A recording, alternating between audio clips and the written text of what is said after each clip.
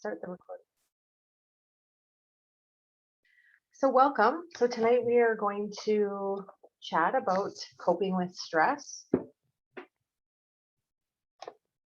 Yes, we're very excited to have everybody here. And actually, I think Paula kind of led into a little bit of our background. So that was a nice segue into saying that we did get involved in this, which is so funny. We always like to bring up the fact that when we were in the recreation part of our life and doing that kind of training, we actually didn't know each other. So obviously our pathways were meant to cross at some point, and it did in this human service industry, as we've both been in it for a number of years as well. And then we just decided to put our beliefs and passions all together, and we continued with the psychological health and safety because of that belief and really bringing wellness to the workplace environment. We know we are spending many hours at work as well, so we wanted to make sure that that aspect was also happening at work. We are part of a very large organization on the side of this, so we can see the impact across a number of the jobs, employment situations, things like that. So we thought, geez, this is really important. But we wanted to bring back that personal piece, and that's why we did the life coaching, because it just brings that focus about how do we change it? What are the questions that we need to ask? We didn't want to make it to move it on to that clinical piece. We have lots of people around us that bring that piece to the work that we do as well. So we just put all of that together, and just to keep it all the same, we're both yoga instructors as well. And I don't want to keep speaking for Paula, but no, that's fine. It seems that like I said, we brought all of our passions and joy and experiences all together, and that's how we landed here today. Mm-hmm. Yeah, yoga is one of the things that we've been I guess it's been the last few years that we've been doing our yoga training and teaching yoga on this side, but the last couple of years have been a little bit more intensive, and that's been really cool to add that piece, that layer, I guess, to the wellness work that we've been doing. So really excited to continue on that, and we're both doing our 500-hour teacher training right now. So that's been new and exciting for us. Mm-hmm. We never think that the learning should end, so we just keep on going. Exactly. So we're going to talk a little bit about our wellness philosophy, and this is something that we usually talk about in our webinars. So kind of what we work with as far as wellness. We'll talk about what is stress and our stress responses, and then we're going to use the 8 dimensions of wellness, or the wellness wheel, to manage, or to talk about how to manage stress. And we'd like to make sure that everybody knows we've been given this opportunity through the Rural Mental Health Project. We've now been involved, oh my goodness, it's like 1.5 years, I guess, with the project. And because of that involvement, they also had money that was available in order to kind of build and broaden the messaging of what we were doing. But we want to make it clear that everything we do fits within the project principles as well. And very easy for us, because it was all the similar beliefs of what we were already practicing anyways. Of course, we want the project to be community driven, so that we're really looking to that rural environment that we're living in, and making sure that, if we're bringing stress like we are today, that we're also really talking about the difference between that rural lifestyle to the urban lifestyle as well. But what we thought was great too is it's a strength-based approach. So when we finish by the end of today, we also like to talk to people that attend, or when we put it back out, because more often now we're finding that people want us to record, send it to them, they can watch with their team or whatever, and then they send their feedback from there.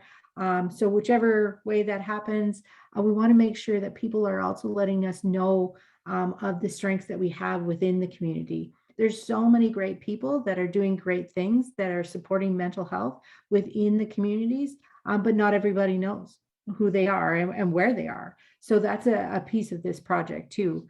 And that it takes, like I said, that whole community view. So we're asking people that are in the community, not always the outside people coming in and saying, hey, this is what we see here.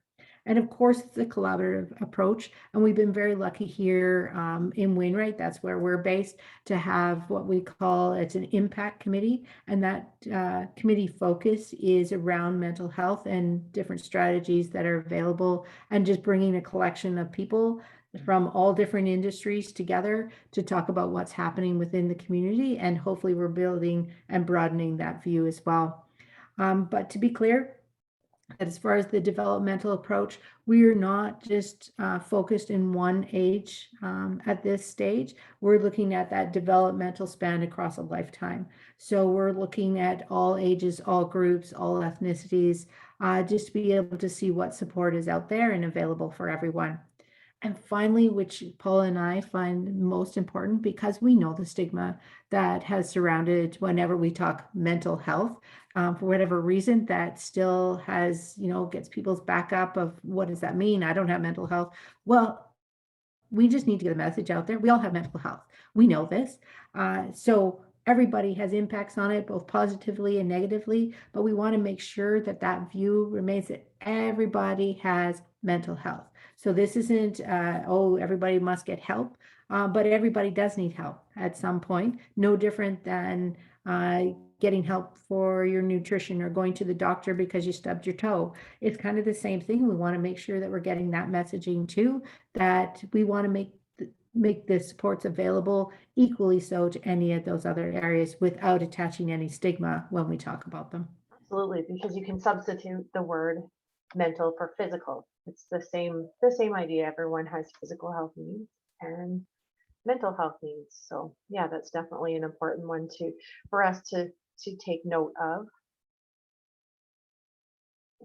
Computer is moving really slow tonight. Yeah, I think the internet is not But participating when yeah, it should.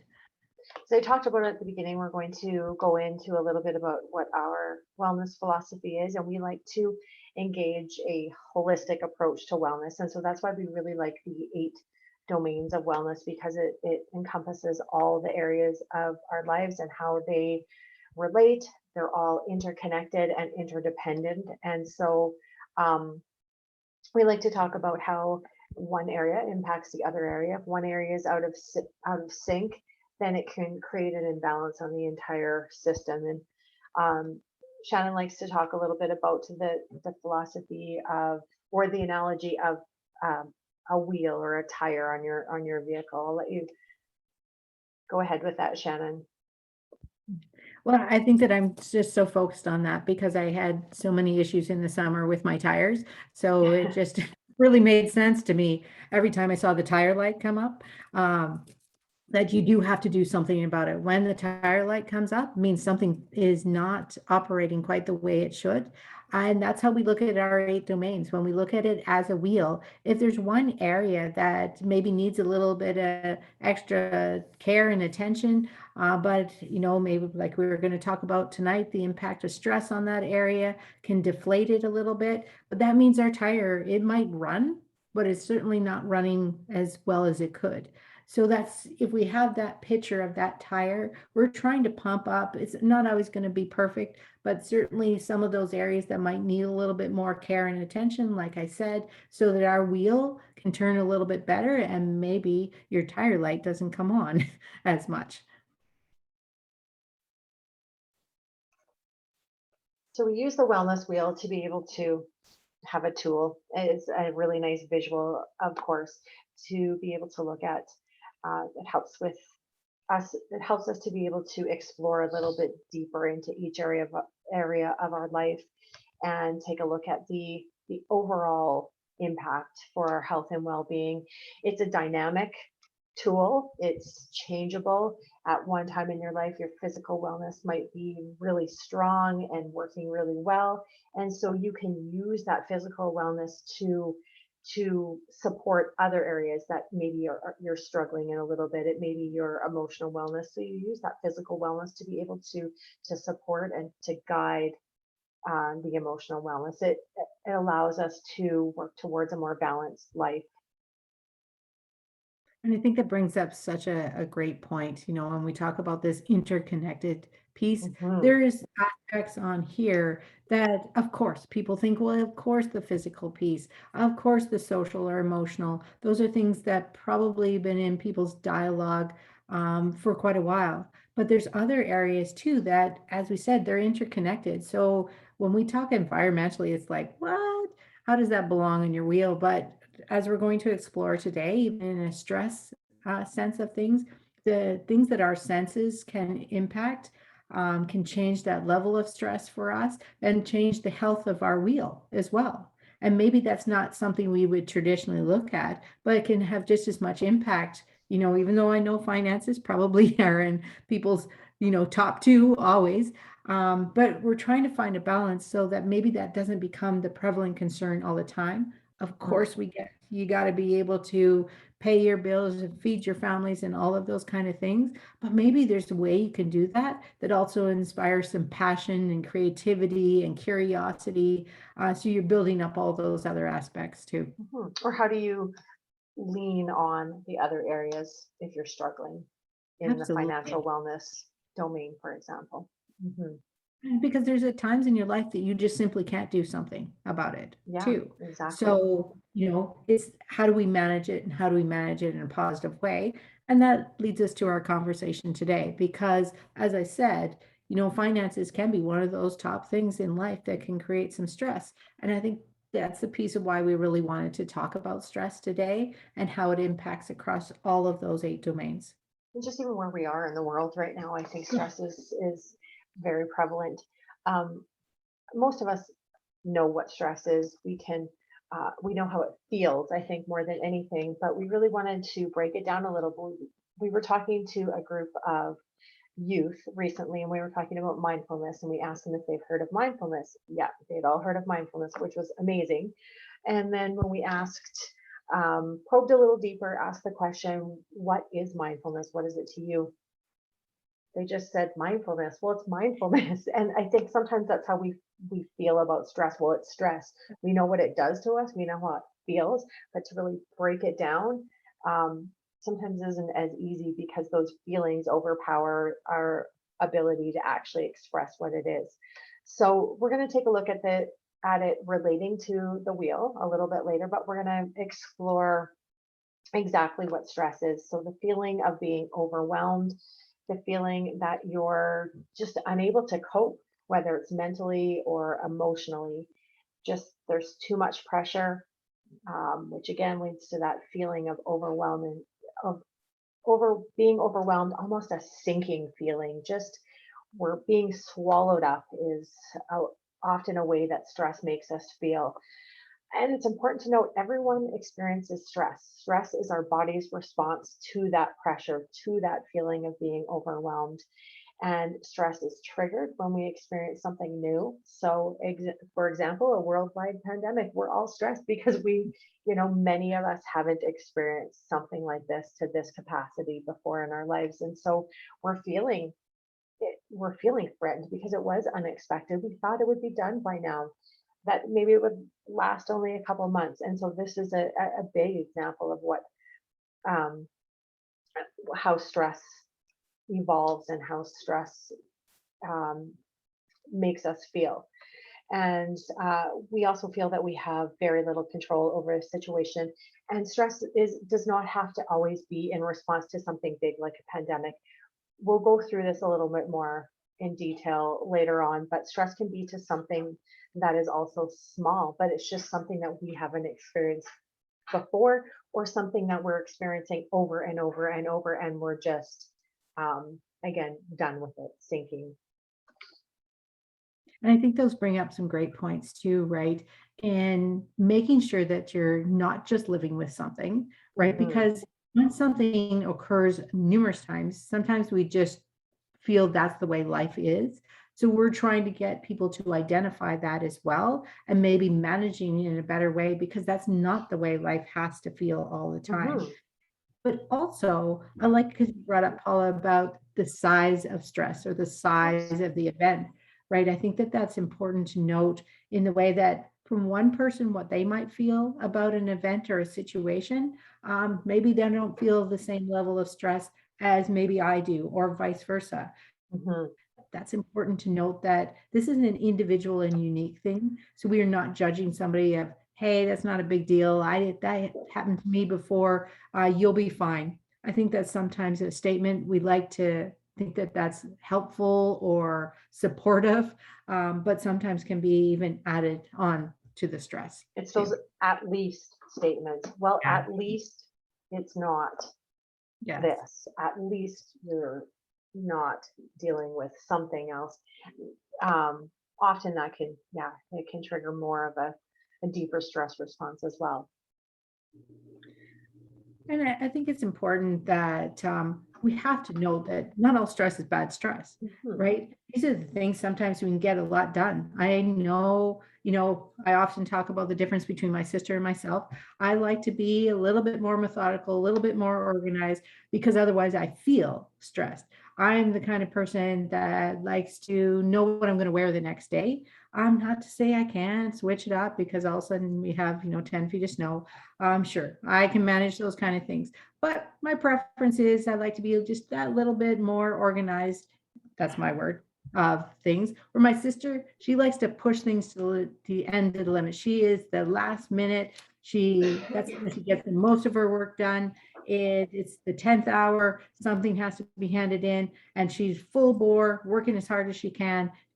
She gets energy from that. For Mhm. me, I feel stress. So that makes that uniqueness piece, of the individual and the character of that person and personality. So sometimes that's good stress, right? Yeah, you're under a timeline, you got to get the work done, but it's exciting and you're passionate about it. That's great stress. That's okay to have. It's just the difference of, did we push it too far though? Did we leave it until it's 2 minutes before, and now we're not sure, right? Our body's shutting down. We've asked too much of it. Our brain can't even think anymore because we've now pushed it over. Absolutely. Um, And I think that's like looking at professional athletes right now.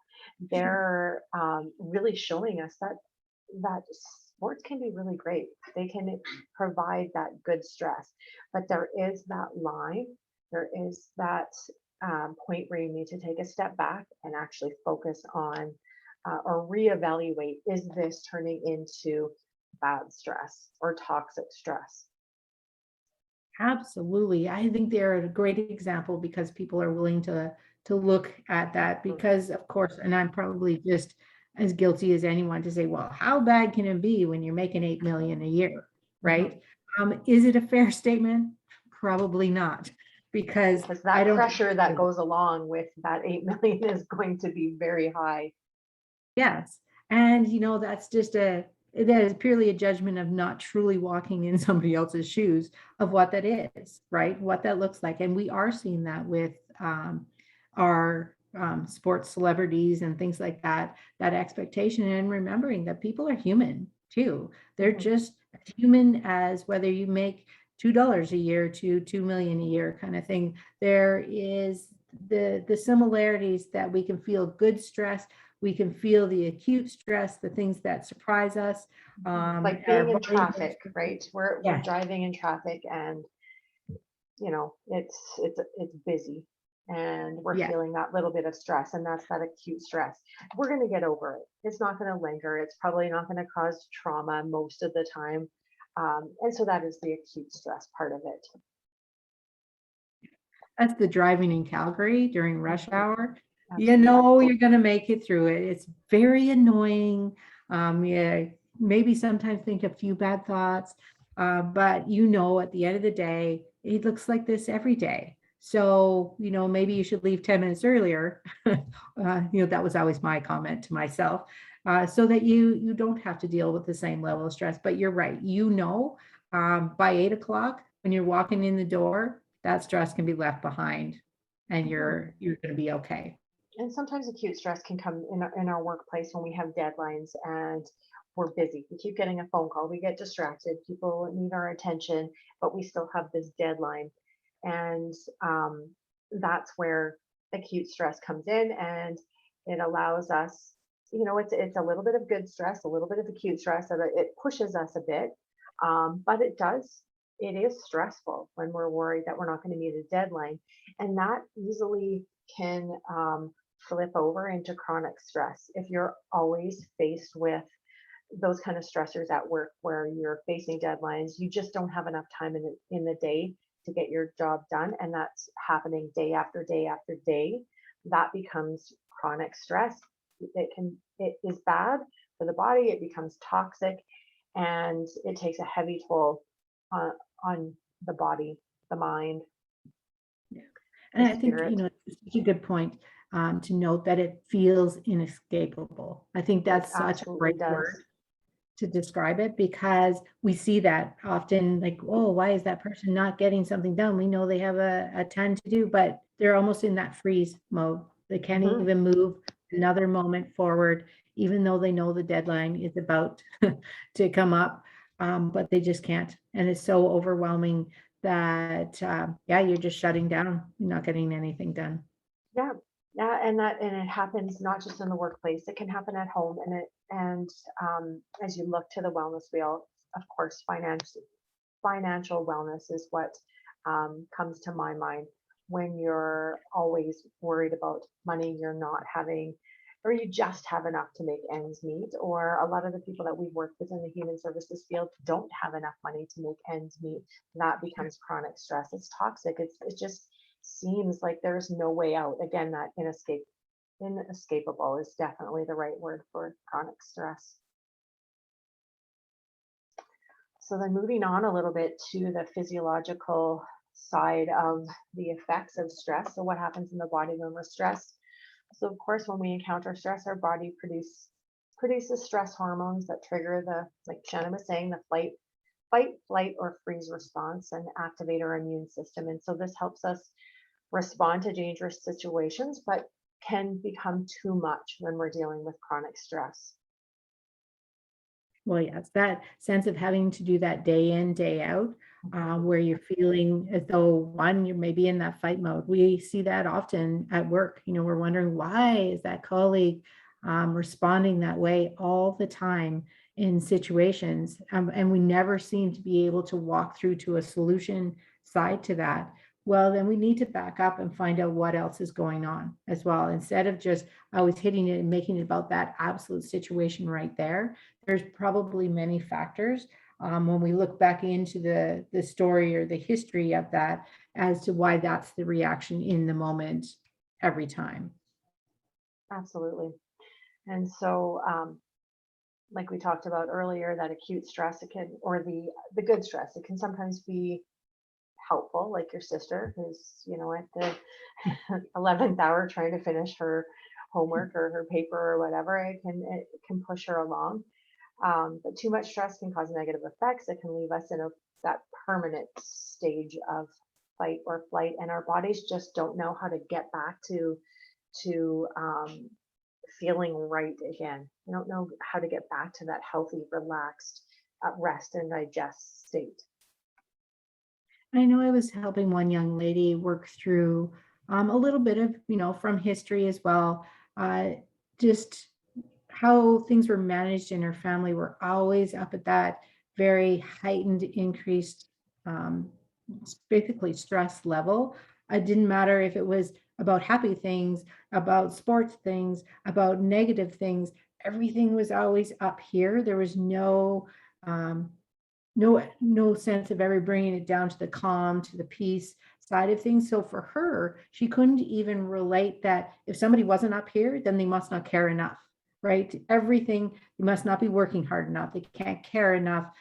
They're not engaged enough unless everything was up here. And that is truly, once again, taking those steps back to say, why can we not do anything from this calm, peaceful Mhm. level? Because you can still get your work done at that level, but doesn't mean you have to be up here. And it totally was a historical piece. And And we're I certainly, imagine that she didn't even know how to get back to that place, how to no, take it down, right? For her, it would just be normal. yes, And that her became body wouldn't even understand. People that have high blood pressure, they don't always know they have high blood pressure because it's just like that for a long um, time. And I think that's what we see even in stress, right? People begin to live with things Hmm. when we talk about that chronic stress. and all parts of their body.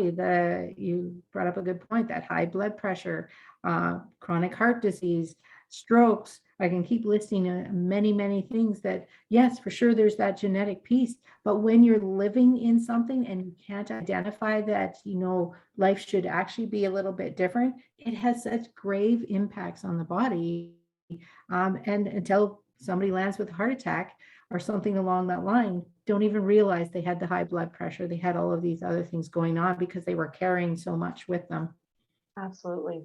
I know I had a conversation with my daughter in the summer when she was preparing to apply for some master's programs, and it was a lot of work, a lot of stress, and worried about so many different moving parts to this application and this process. Um, but then it was like the girl that you're talking about, everything that was going on in her life was at this level, right? Even if it was, should have been a small um, problem, like, oh, I have a light that came on in my car. What can I do about it? Was automatically elevated to here because that's how she was running. It was everything was up here, and so she wasn't able to look at situations um, and put the value that they needed to be that needed to be actually put on them. Everything was at a high stress level, and I think it's just because she was moving into that chronic stress stage and not able to take a real um, good look at what's really going on. Yeah. It's the running out of milk and you're having a reaction like, This, your yes, house just burnt down. Yes. absolutely, absolutely.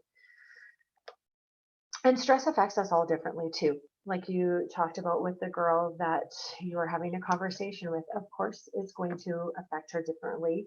And at first, it might not even seem like it's affecting her because she's been running at that high level of stress for most of her life. And that would be that level of lived experience, level of trauma.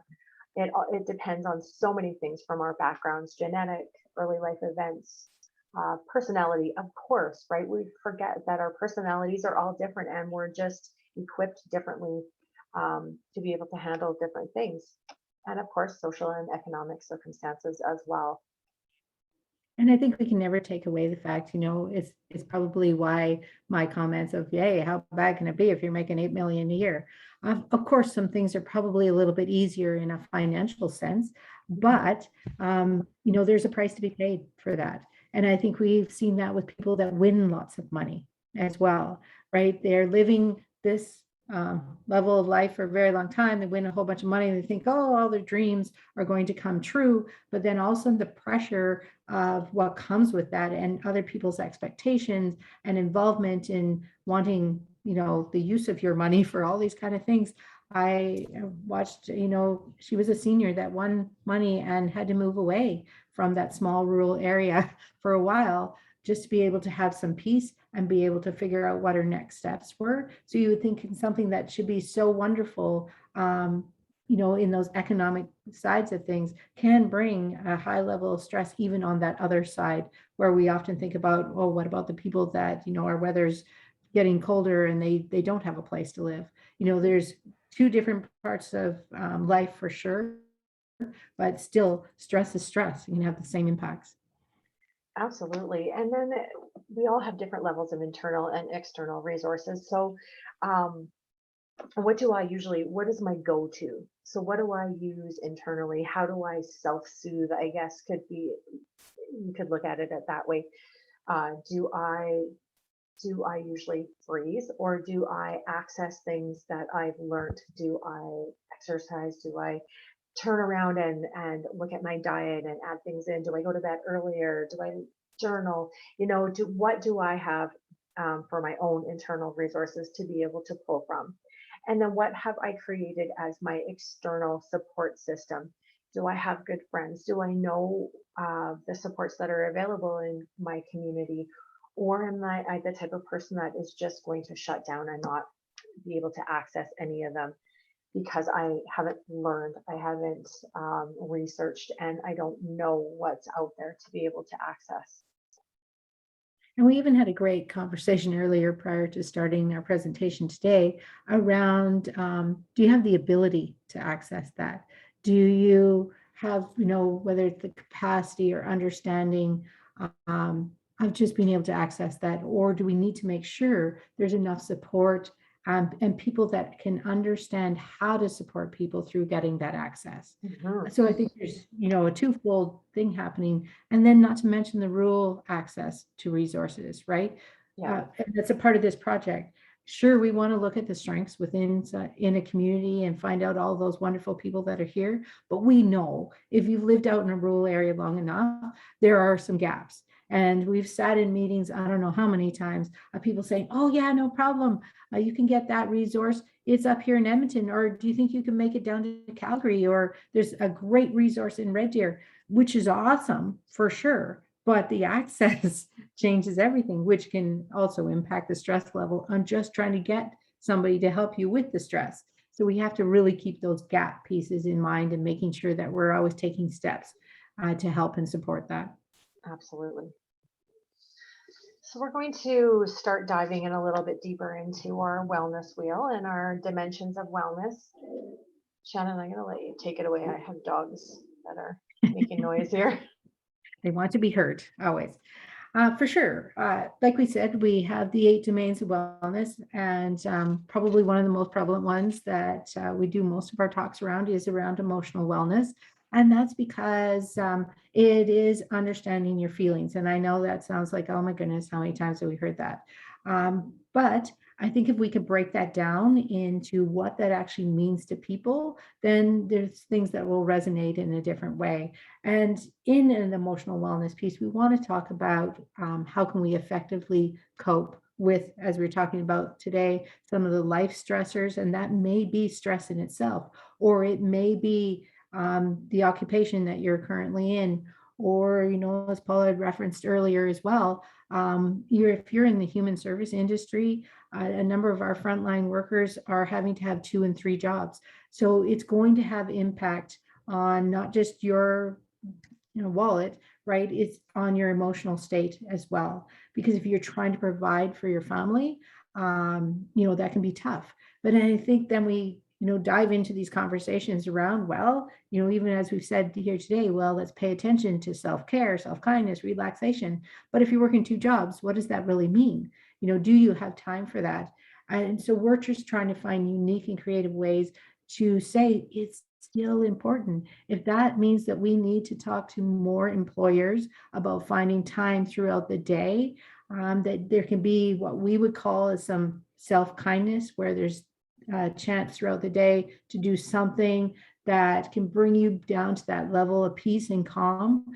We can prove to any employer that they'll get more work out of that person just by giving them that 10 and 15 minutes or whatever it might take than just having people push through.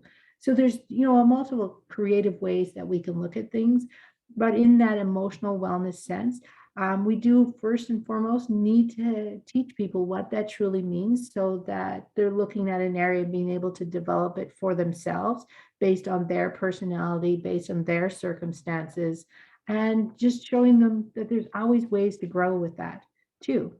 Mhm. Absolutely. So when we're looking at our emotional wellness and relating it to stress, obviously we're going to be feeling feelings of sadness, anger, fear are common with stress, but often it's just that inability to even know what we're feeling. We're feeling just so overwhelmed that we're not going to be able to actually pick out the exact emotion that's involved. But we're feeling emotional. We're feeling like our cup is going to overflow at any moment, and that's when it's affected our emotional wellness. And so it sounds easier than it is, but it is about trying things to support our stress responses, trying to express your feelings by talking or writing them down. Um, Bottling up our emotions makes it harder to cope because we just end up trying or shutting down. And so we're not able to actually open up and take a look at what is going on and what is causing us stress. And we're not able to actually unpack that and problem solve and move past it. So focusing on strengths rather than weaknesses is definitely that strength-based approach is something that Shannon and I both believe in. We've used it for years in the human services field, pulling out those strengths. It's I guess the same idea as that interdependentness and interconnectedness of the wellness wheel, right? We can use one area to compensate for another area. And When I think sorry, go on. I was just going to say, I think you bring up a great point. If you feel truly competent in something, of course, that evokes a different emotion altogether. Mhm. So I think that's what we mean when we say maybe you need to lean on something that you're really good at. That just reminds your body and your brain that you do have a skill set. You are worthy of feeling calm, feeling emotionally that are stable, because sometimes you have to remind your brain about it in another area that maybe your strength isn't about being able to emote in the same way that your partner can or your colleagues can, but maybe there's something else that you do well, and then that reminds the brain, you know what, I do have some strengths as well, so let's build off of that in a very strength-based approach, but in a very targeted way of building up, like Paul had said about the journaling. Maybe that's something you can do to begin that emotional journey, and it might look different than somebody else. Mhm. And of course, get emotional support from someone you trust, someone who understands you and cares about you. And um, I think that can be tough, but it's really important. It's really important to be able to lean on those people that care about you, because it's a give and take, right? We lean on someone else, and then when they need us, then they can lean on us. And I think it's so important when we're dealing with stress. Well, there's nothing more important than a trusting relationship. Mhm. And different people come into your life for different purposes, I believe, anyways. And so maybe you're not trusting like all of your thoughts and emotions with everyone that is in your life, but maybe there are a few that actually are worthy of that trust. Physical wellness. So for us, um, physical wellness is not just about moving your body and exercising. It's that holistic view of what is related to our physical being. So it's important to be able to nourish our bodies through movement, but also through eating and getting enough sleep, paying attention to the signs of stress, knowing our bodies, knowing the way we respond to things, and then learn what works to be able to minimize this and to be able to cope. And then, of course, it's so important to be able to seek medical and mental health care as needed. It's not just, it shouldn't be a luxury to be able to get the care that we need for our bodies and for our minds. And I think that's where we're really working hard to be able to connect the dots, to be able to connect people in our rural areas to these services. And I think, something just is simple yet not simple, just in the sleep alone. Our ability to manage things at work, just our average everyday things, can look way different if you at least have whatever your body needs for the right amount of sleep can, make such an extraordinary difference of what your day is going to look like.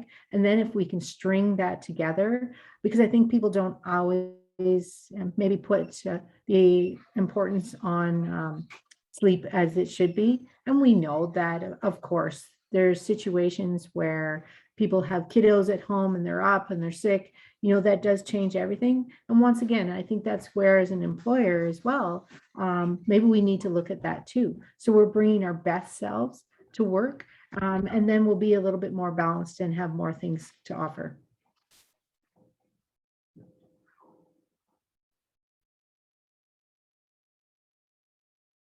Moves when I don't want it to move, and then it doesn't when I want it to. So, continuing on with talking about the physicalness and how stress affects us. So, our stress levels affect our immune system, nervous system, our heart, metabolism, sleep, and hormones. And we did touch on that a little bit earlier. So, ways to adopt a healthy lifestyle, eating a healthy diet, and it is not always that simple. If you go to the doctor and all of a sudden the doctor says you need to change the way you eat, what does that mean? So it's really being able to access support if needed, to be able to take a look at what you are eating and what you can tweak. Maybe um, maybe it's not needed to make a whole huge change in what you're eating, but just tweaking a couple things, adding something in, maybe taking something out, just adding. And sometimes it's just about nourishing. Shannon and I used to do a lot of speaking around healthy comfort foods and making some changes to when you're feeling stressed to the way we eat. So tweaking some of those comfort foods to make them a little bit more nourishing to the body. And of course, I don't think it's unheard of in this day and age when we talk about the use of things, right? The misuse of alcohol or cigarettes or other drugs. Um, in the moment, for sure. I'm sure it does feel better. But it is, of course, we've seen the impacts not only in Mhm. our health services, but with people themselves, that is never, never, never worked as a long-term solution. Absolutely. Exercising and I moving think, your body regularly is so important. And it doesn't have to be boot camp style exercise. It could be getting outside, getting some fresh air, going for a walk, or doing Tai Chi, for example, is an amazing way to be able to reduce your stress while getting some movement in and connecting to the whole mind, body, spirit aspect as well. and I think that's even a piece of, of course, our passion has been yoga, even in the office setting. Even if it was Mhm. 10, 15 minutes, you can do that in a chair. You can do that, well, maybe on the floor, wherever it is. Just taking those moments to center, to allow your body to even sit in a different position, or like Paula said, even just moving around a little bit, just can make such a great impact in the day.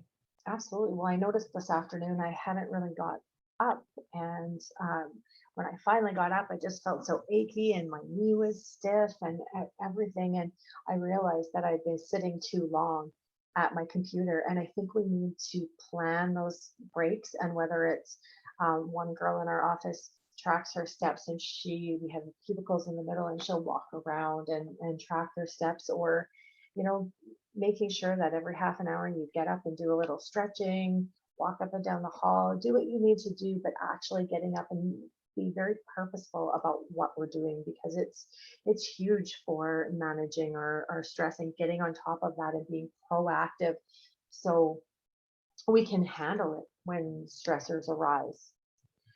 Um, did you talk about sleep, Shannon? Yeah, I I might just have touched missed a on it a little little bit when, bit. sorry, my Yeah. dogs, I had to kick my No, dogs out of the room, so I might have missed that. Yeah, sleep is definitely underrated until you can't sleep, and then you realize how important it is to be able to get enough rest. And and I think you brought up a good point about the trackers. They're even on the phones now, mhm, but obviously on any of the watches. It is enlightening to find out how much you actually sleep in a night, and the type of sleep as well. It's just such great information, because maybe you think that you slept for 7 hours, but actually you only had really good sleep for maybe 15 minutes or 20 minutes or whatever the case might be. So then you can look to ways to readjust, maybe the preparation for sleep or whatever the yeah, case might be. actually, yeah, that's really important as well. As I was looking at this list, I was thinking this list is a lot, and this list actually can make people stressed out. And we're not saying that we need to adopt everything on this list. It's picking and choosing what's going to work for you. If it's just simply one thing, I'm going to start taking breaks through the day. And I think that's something that I've been thinking about for myself, is actually taking a look at the time, because sometimes when you're sitting in meetings or you're doing your work at the computer, you're not realizing how much time has gone by. And so it's being very purposeful for myself about taking the breaks that I need throughout the day, and just allowing my brain to move away from the work that I'm doing, my body to actually get up and move a little bit. So picking what you feel you need in the moment, and asking for help when you need it is another important point here. And this is something that I think many of us don't do enough of, because it can be generational as well, as that you just, I know for myself, I watched my parents power through whatever they were doing. You just power through it. You do what you need to do. Um, and just get it done. And so I think my generation is still learning that, to be able to ask for help when needed, and then hoping my children realize that it's that whole village. It takes a village mentality that's really really important. And getting back to that basic philosophy is, I think, huge for our well-being. Well, and I think that's such a great point. If we don't start modeling that for our children, right, then there's nothing that can change. We have Absolutely. to not just speak it, we have to be able to model it, just as your parents were modeling what many parents were modeling of the time. And I think we do take steps, and they were a part of some of those steps from what, of course, they were modeled. But Mhm, I think that's such a valuable point, that if we don't just not just speak, but do, we won't make the gains that we think. mhm. And the deep breathing, it sounds so simple, but it really does connect to our nervous system, and it allows for that rest and digest response to actually be activated. And this is something that you can do anywhere. I know I've done it when I'm in line at a grocery store, and it's sometimes I just find grocery stores can be so overstimulating with the fluorescent lights and all the people and Yep. the products and the, All too much. every it's all too much, right? And especially if you're in a position where you're struggling, maybe even with your financial wellness, it can just be an extra added layer to that stressor of a store or a grocery store.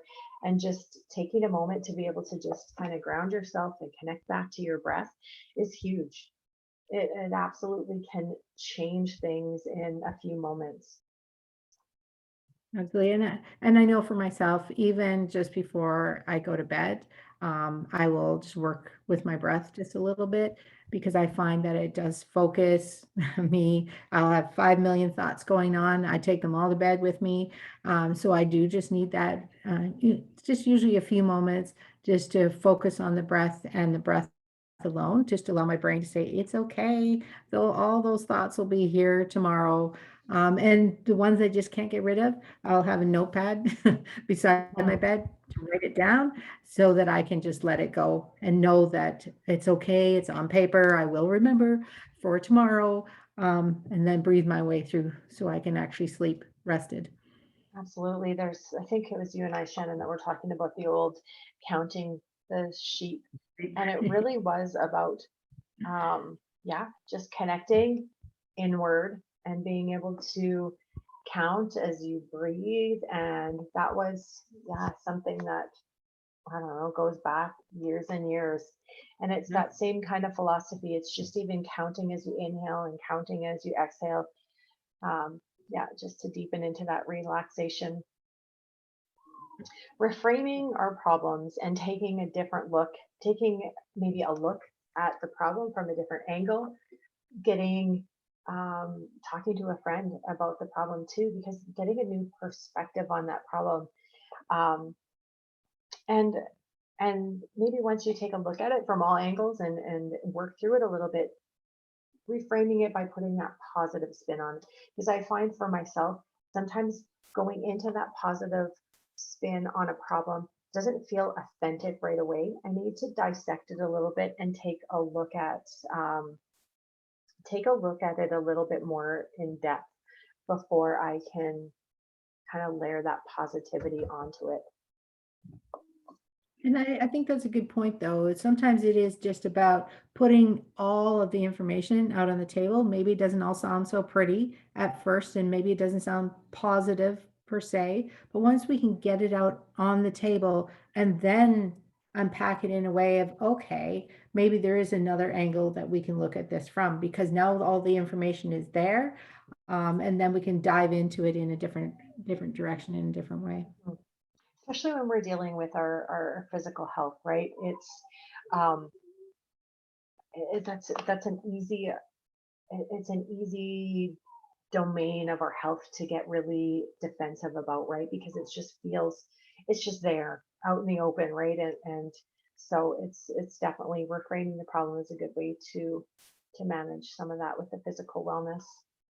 And I think we've supported lots of people through that thought process of, for sure, you see lots on the media of um, maybe what people envision they should look like, how they should feel, what they should take to make them feel that way, all of those kind of things. But maybe none of those things fit within your lifestyle.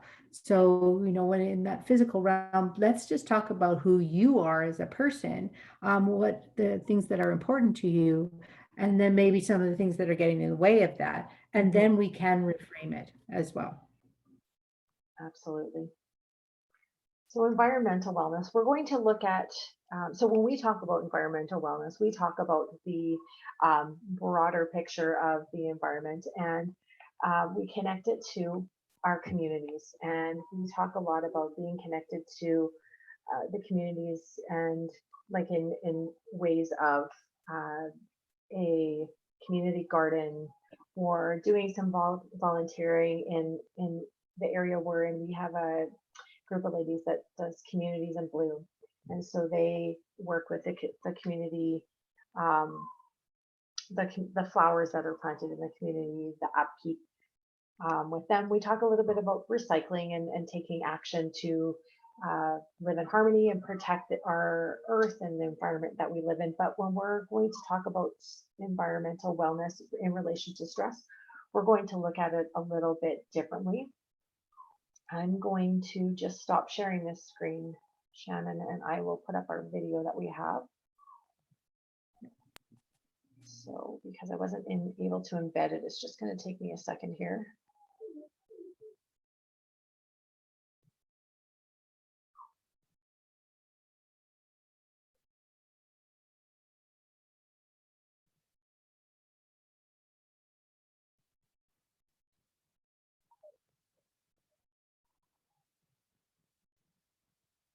You'll have to let me know. Okay, it says I'm sharing my sound, so.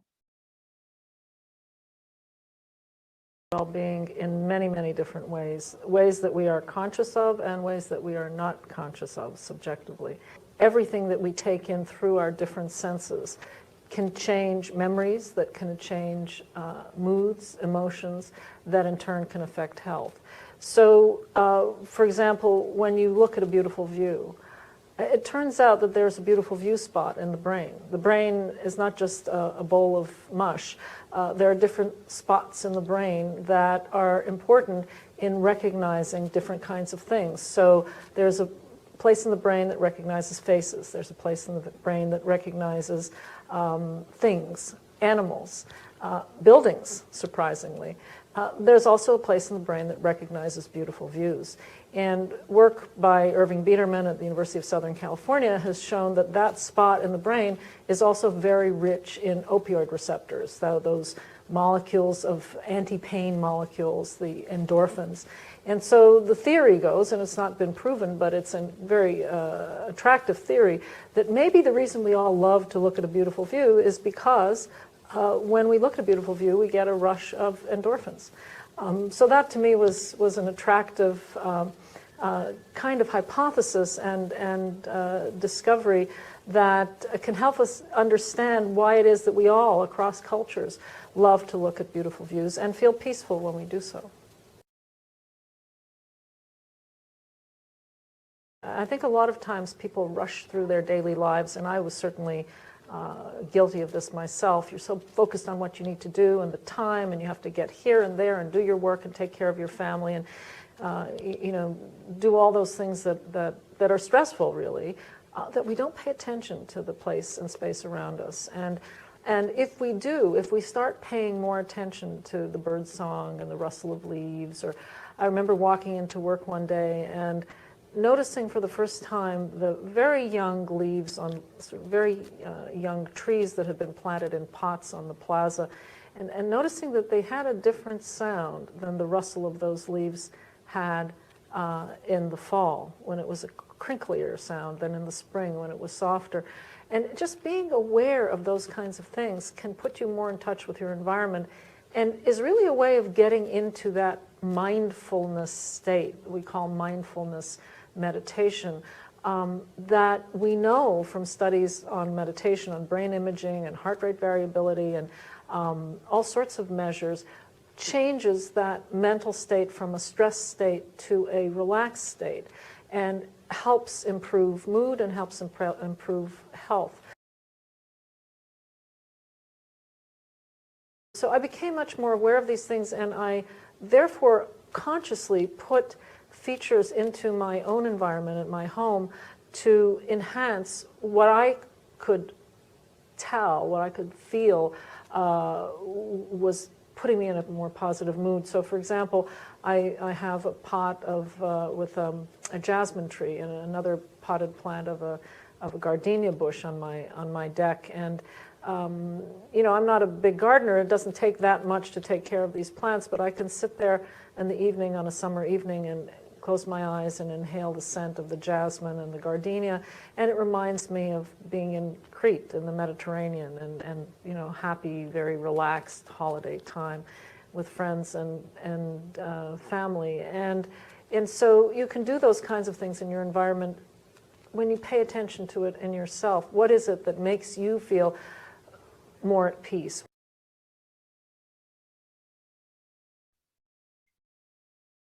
I love that she says she's not a gardener. I know for myself, I didn't start with jasmine trees, and I started with spider plants and snake plants. That's definitely my go-to. But I feel like she was in this environment. yeah, exactly. I do like her message. I really like what she has to say. And I think it just made me think a little bit, Shannon, about what you were saying about setting the stage for when you're going to sleep. And I think that's the same kind of idea. This is what we wanted to talk about, is that your environmental wellness, as in the space that you're in, whether it's your workspace, your home, your bedroom, all of that, like it's almost setting the stage for a low stress environment. I really think that is. I know for myself, plants have been a huge thing for me, and I do not have a green thumb. I Plants do stress me out a little bit, but I have plants. I'm just looking at the plants that I have around me. You know, I really did start with the spider plants and those kind of plants that I knew I was going to be able to take care of, but they really do bring me a lot of joy, I think, in my environment. And at night, the same thing. I set my little humidifier up and I make sure my bed is warm and cozy, and it makes a really huge difference for me.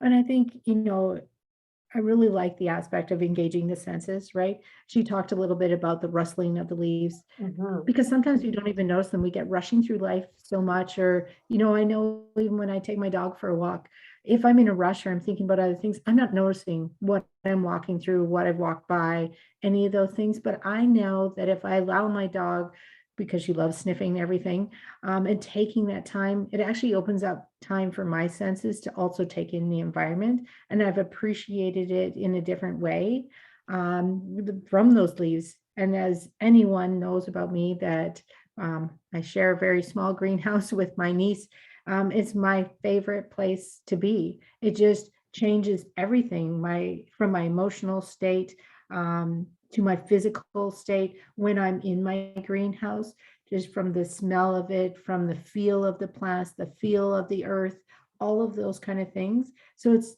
even in those simple things, you don't have to have, you know, like you said, big fancy plants either. Sometimes it's just the ones that we know that we can take care of in our environment, or you know, how we set up the blankets around us, the smells within our homes. All of those things have just as much impact, especially when we begin to engage in our space and really open our mind and all our different senses to what is around us. Well, and we've talked a lot about in the past the reduce, reuse, recycle kind of philosophy that goes along with environmental wellness, but it also comes into play in this type of environmental wellness that we're talking about today, because, well, you and I are famous for reusing things, painting over things, using them again. Um, and thrift stores, going to thrift stores, it doesn't have to cost a lot of money to make your environment into a nurturing, warm, cozy environment. Thrift stores are a great way, they're environmentally friendly, but also a great way to create an inviting space on a budget, or just create an inviting space without having to get stressed about spending too much money, whether you have it or not. Mhm. Yeah, and I think those are great ways, with this generation that's coming up, the use of upcycling, Mhm. has become more trendy, which is awesome. It's taken a bit, of a length of curve to get over, for people to see that. So I really do hope that we continue down that trend, because I think that does make a difference when we're talking about impacts on other aspects of the wheel. That financial aspect, it's like you said, you could go to the thrift store, or you could go to the garage sale, Mhm. and why wouldn't we want to use something that somebody else can no longer use? Or if we're donating, just when we talk about those different aspects of the brain, just helping somebody else out, which can impact maybe their environmental wellness and their financial wellness, but it will impact our emotional wellness as well. Just once again, in that endorphin side of things too. Absolutely. Yeah. One thing that you were mentioning the senses, Shannon, but it just popped into my mind about the five senses, and just taking that moment of mindfulness and engaging the senses when you're feeling stressed, and just looking at what you can, immediately around you. It's just, this is a very grounding practice, just taking a look at what you can see, what you can smell, what you can hear. Is there anything that you know, a taste? And I missed one. What did I say already? The five Here's senses. smell. Yeah. Hear, see, smell, and feel. Did you And say feel. feel? Yeah, no, I Yeah. didn't say feel. So what you can, Yeah. yeah, it's a very grounding practice, and it incorporates actually a lot of different things within the wellness wheel. So spiritual wellness, this is a big one, I think, but it doesn't have to be. And spiritual wellness is really a personal, it's so personal. It's in regards to our own values and our own beliefs, and about seeking meaning in our lives, and seeking that purpose.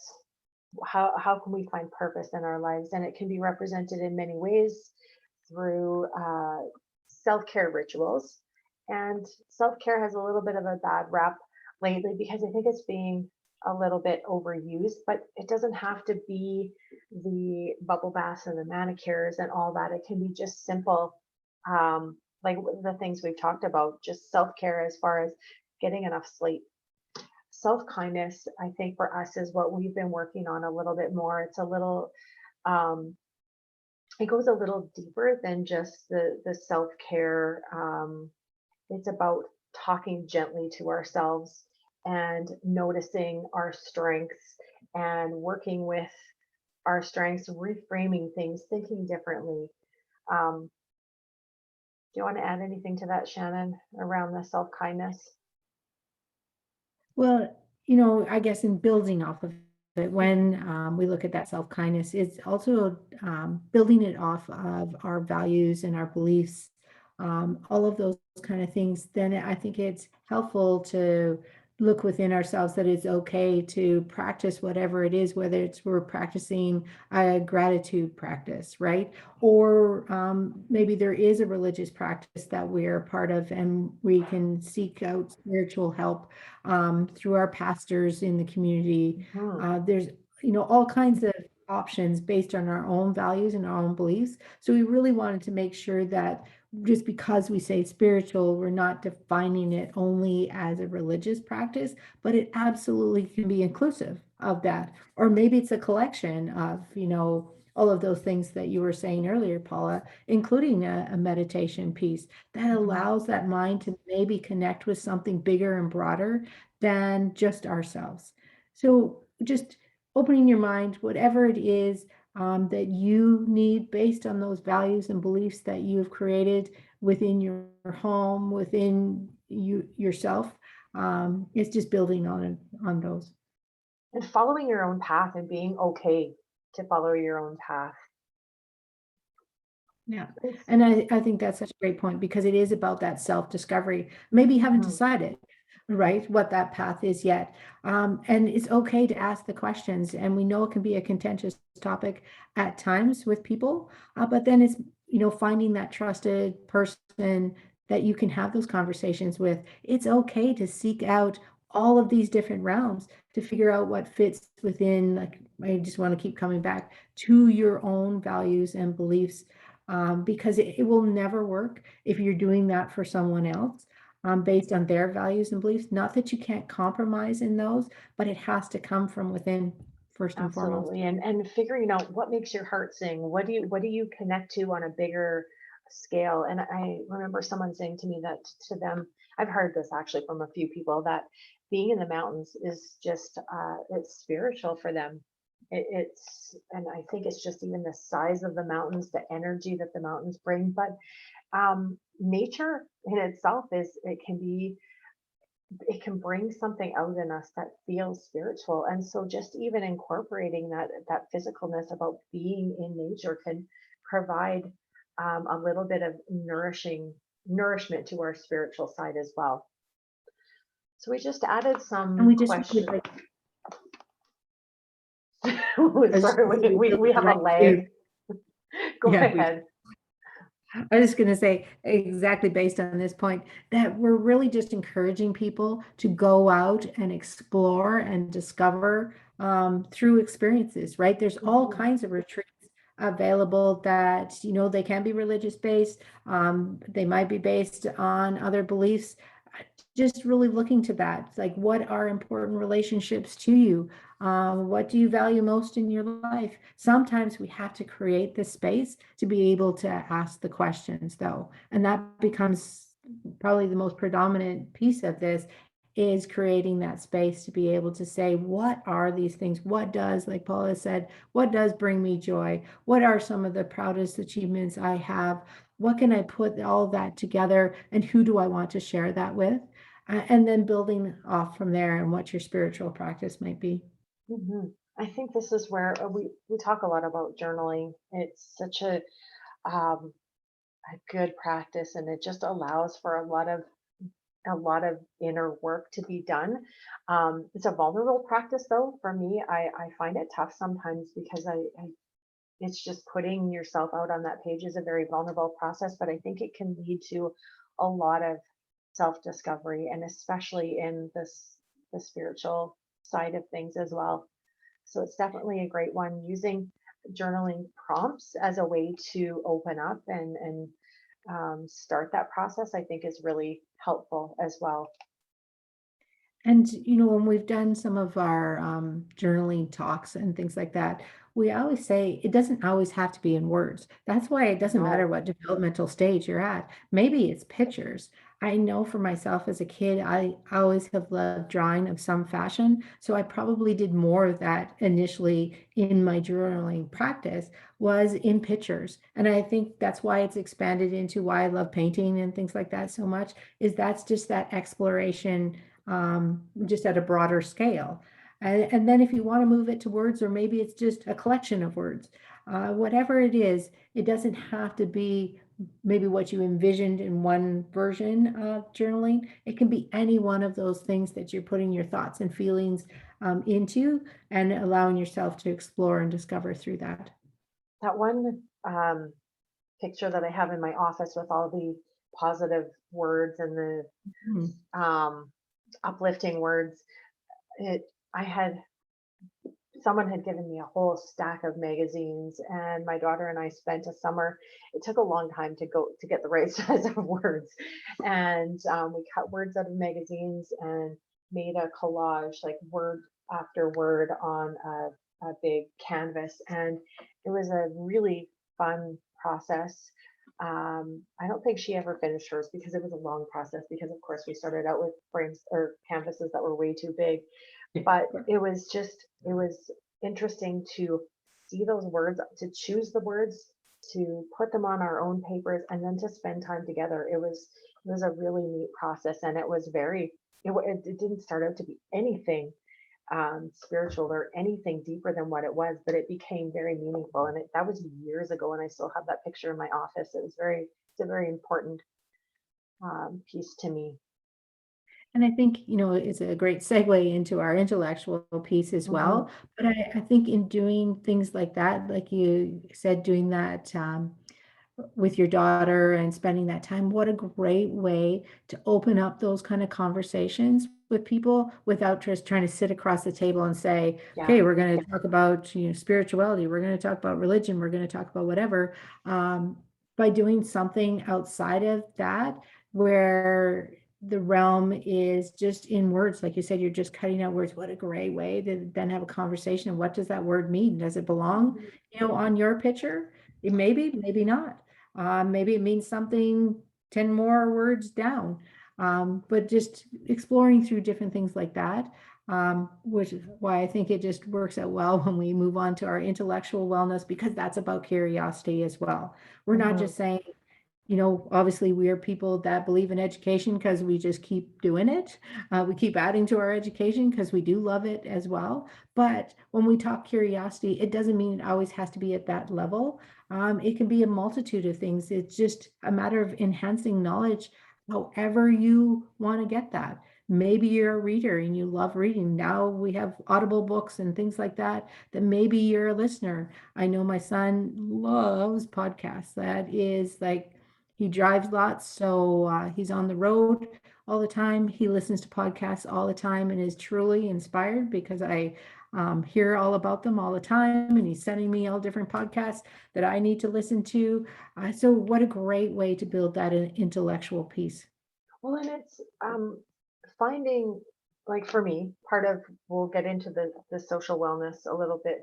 I think it's maybe next, but um, finding someone to do activities with as well in a safe space. Because for me, when I was younger, I thought, well, I'm not creative because I can't draw or whatever. But now I try anything. If I think it's creative and I think it's going to be fun, I'll try it and see where it goes.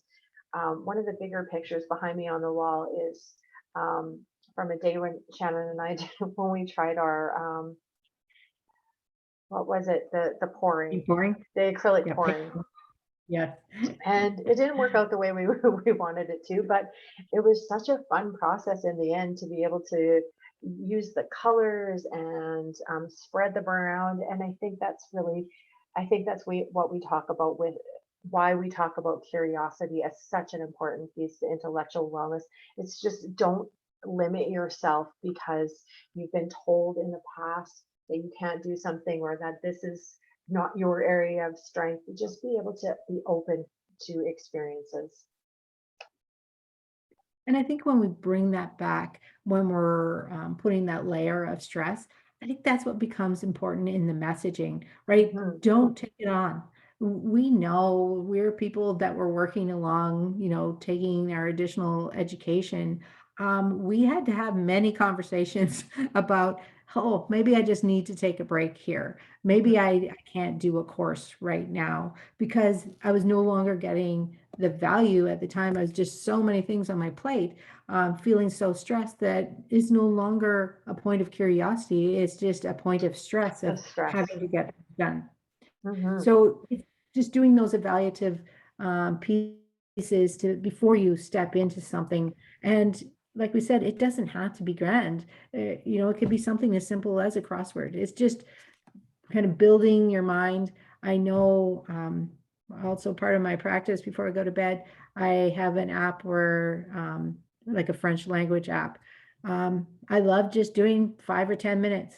It's just something that stimulates some different thoughts and pieces of my brain, makes me feel good because I think I didn't waste all those years taking French way back in school. I actually did retain something, but I never put too much on myself that it has to be something. It's just simply maybe I'm going to take 5 minutes and I'm going to learn a few words about travel today. And then that's it. Yeah, definitely in times of stress, we don't want to push ourselves to where it is going to cause more stress. And being gentle with ourselves, I think, is important and okay. Um, if learning to meditate sounds like it would be great during times of stress, but it is putting a lot of pressure on ourselves. So maybe just using some guided meditations is probably appropriate when you're feeling really stressed. It's not, it takes the a lot of the guesswork out of it, and it's just there. You're just able to do it and follow along. Um, Baking, doing those kind of things, journaling again, we talked about, but just listening to music is really stimulating our intellectual wellness. So all those things are super important when we're feeling like we're in a bit of a stress mode. Sorry, I'm trying to move our slides forward. And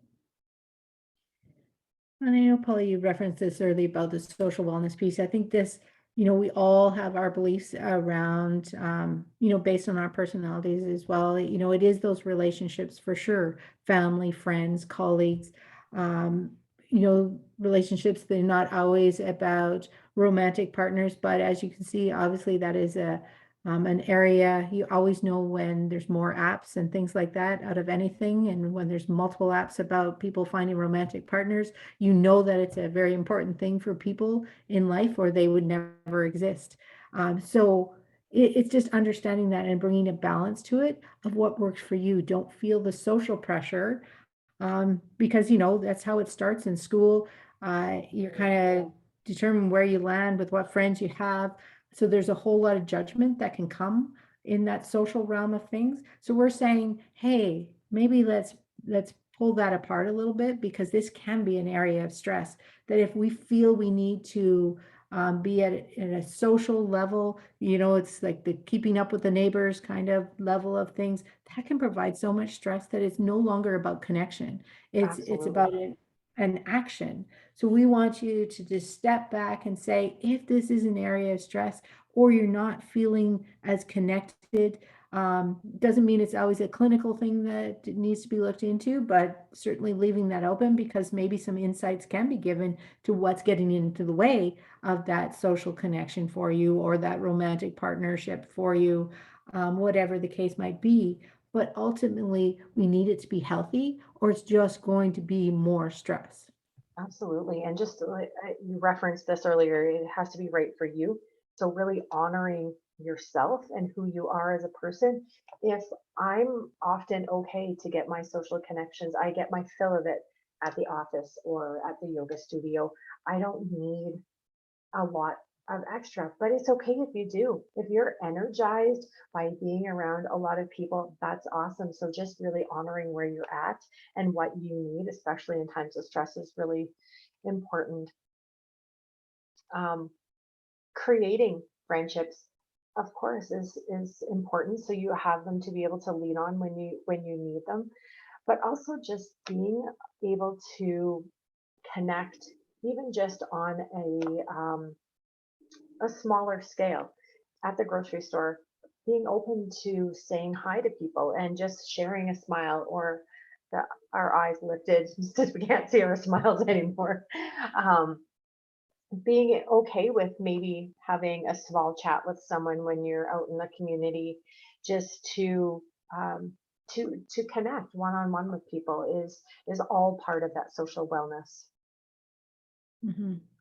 And we do say about, the social media part, that is, it's very independent. Like it's really based on you yourself as what that level of need for social media is within your life. Mhm. I think that we've made some strong um, judgments around that, and I think it's specific to the person. We often say, oh, you got to make sure you unplug for so many hours or don't use it before you go to bed. If that's something that works for you, as long as it's not something that is also garnering more stress because you might miss something that is happening, or you're looking at everybody else's life and it seems 100 times better than yours. Well, of course, then there's so many other things that need to Yeah. happen. It's not necessarily just because you unplug that, your mind still be there thinking about what all these other people are.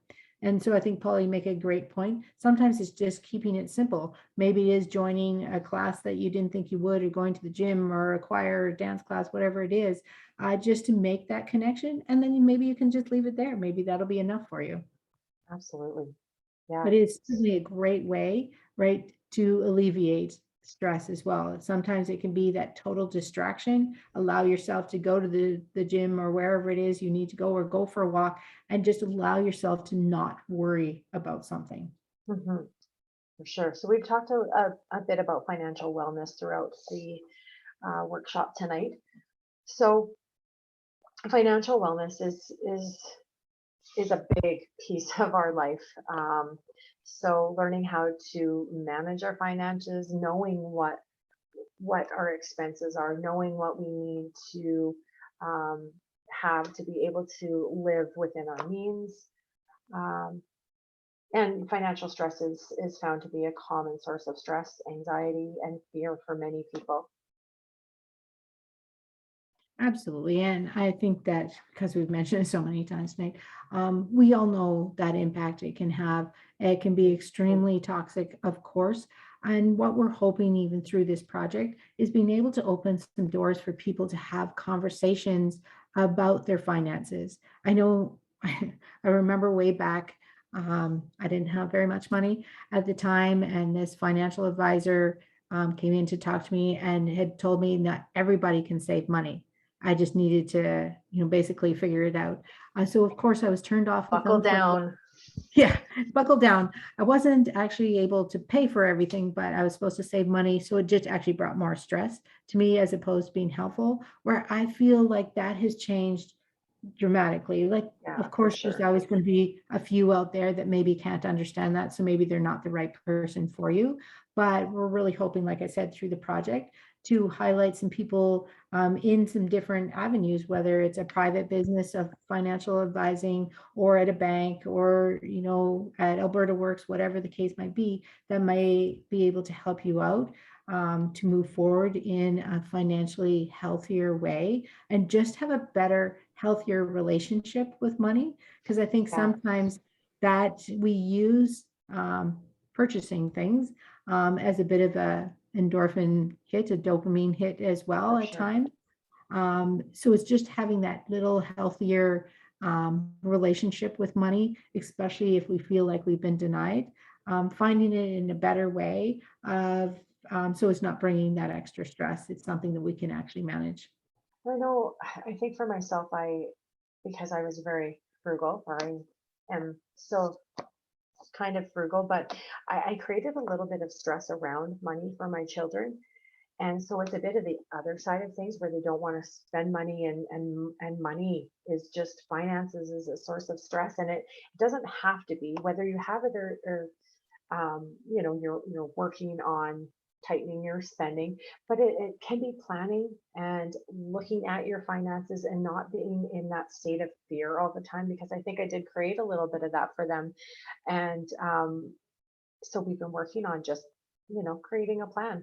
And I added in here, create a money making plan to generate extra income. And there's so many people that have extra side hustles right now, whether it's taking pictures for people that once was a hobby, but now you're getting paid for it, or selling your crafts at a farmer's market, selling your baking, things like that. That's all a way to manage your financial wellness and create a little extra income. We did talk a little bit around the Yeah. workplace wellness piece of that. And it's, once again, it's just really exploring that. Just because you've landed in an occupation doesn't mean maybe that's where you need to be. And I think as we move through generations, now we're seeing, it's not like our parents that maybe stayed in something forever. At least that was their plan.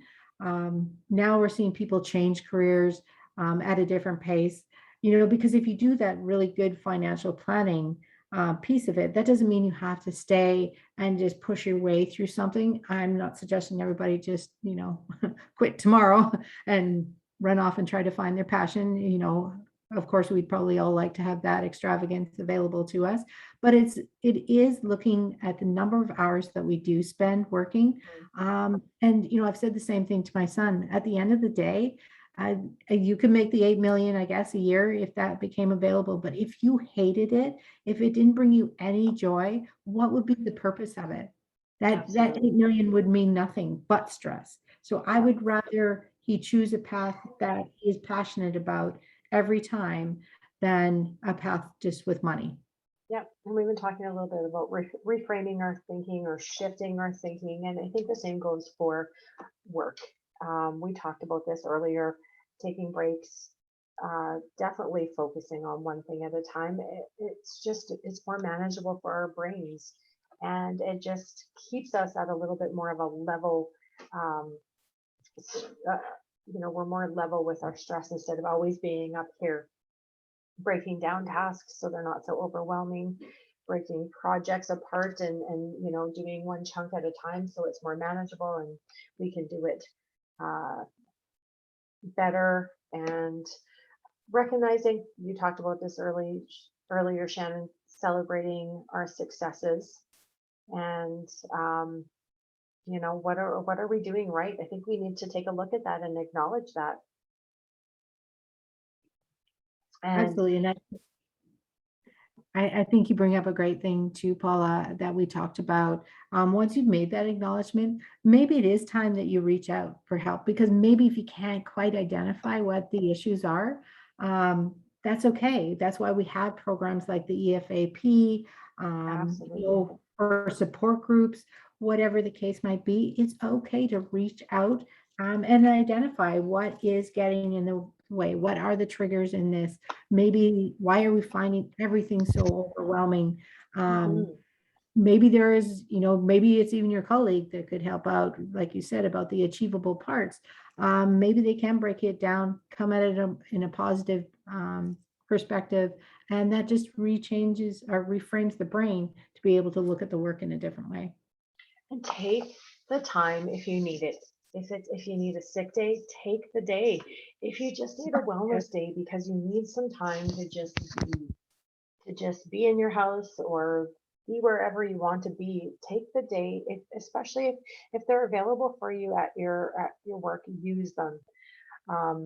No good has come from just stockpiling those days and then getting to a point where you're burnt out. And take your vacation time. If you're in a job that allows you vacation time, use it.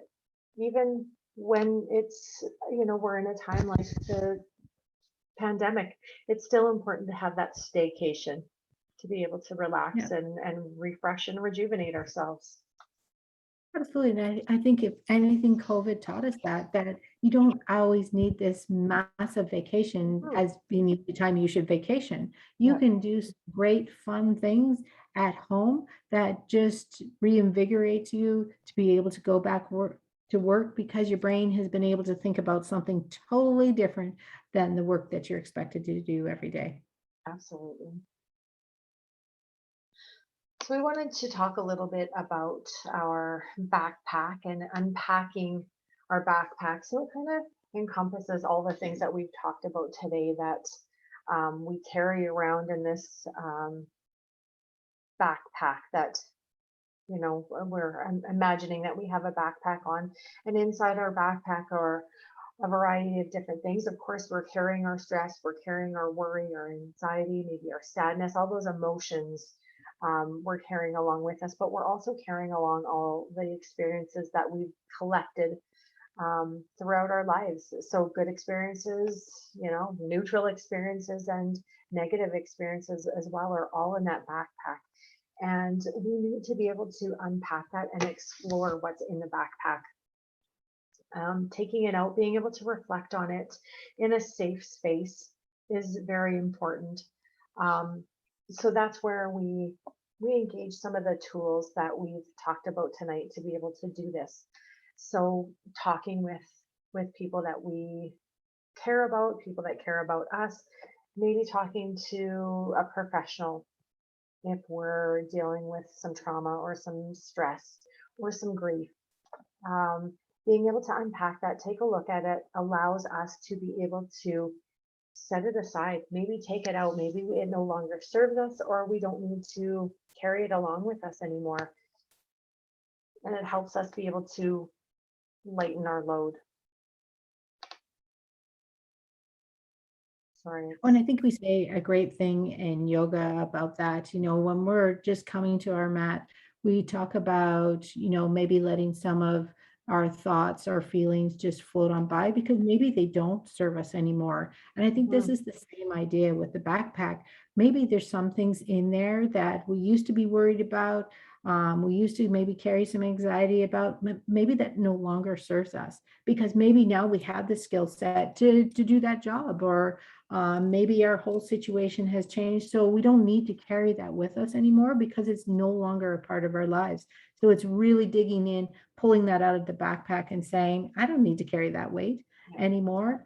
And it just becomes so much lighter for us. Absolutely. And taking action is about actually, if there's something in your backpack that you're procrastinating on, and I think I'm getting better at this, but I used to be a procrastinator, and it's actually taking action.